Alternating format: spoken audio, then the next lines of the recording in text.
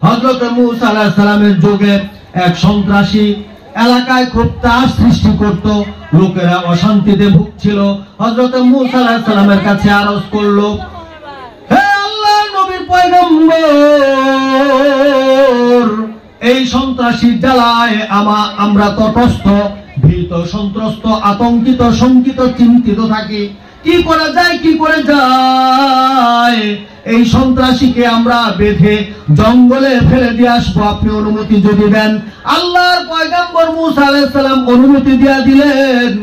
এই লোকটাকে, এই সন্ত্রাসী লোকটাকে লোকেরা ধরে সেই জঙ্গলে হাত পা বেঁধে রেখে আসলো, সেখানে না খেয়ে মরে গেল।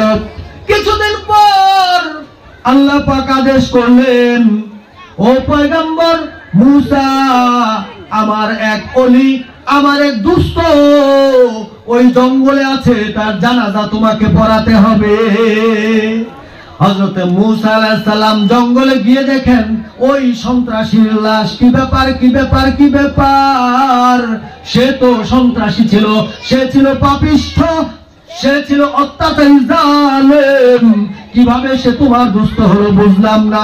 আল্লাহ পাক ডাক দিয়ে বললেন, ও মূসা, তুমি কি জানো না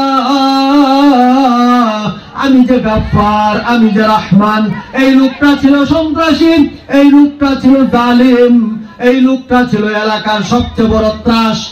এই লোকটা আমার কাছে খাঁটি মনে তওবা করেছে, এমন ভাবে তওবা করে বলেছে, হাউমাউ হাউমাউ করে কান্না করে বলেছে, আল্লাহ গো,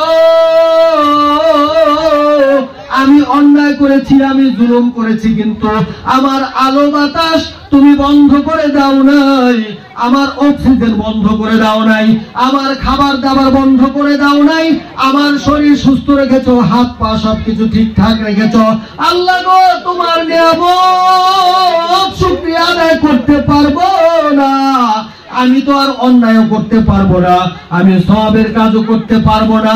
আল্লাহ গো, খাঁটি মনে তওবা করছি, আমি মহা অন্যায় করে ফেলেছি, মহা পাপ করে ফেলেছি, খারাপ কাজ করে ফেলেছি। তুমি যদি না মাফ করো আমার উপায় নাই।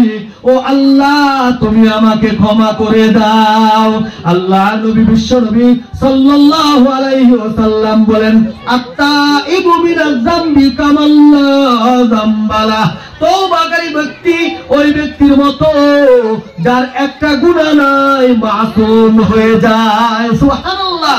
আল্লাহ পাক তাকে তার তওবা কবুল করে আল্লাহর বান্দা থেকে বন্ধু করে নিলেন। এজন্য আমরা খাঁটি মনে তওবা করব।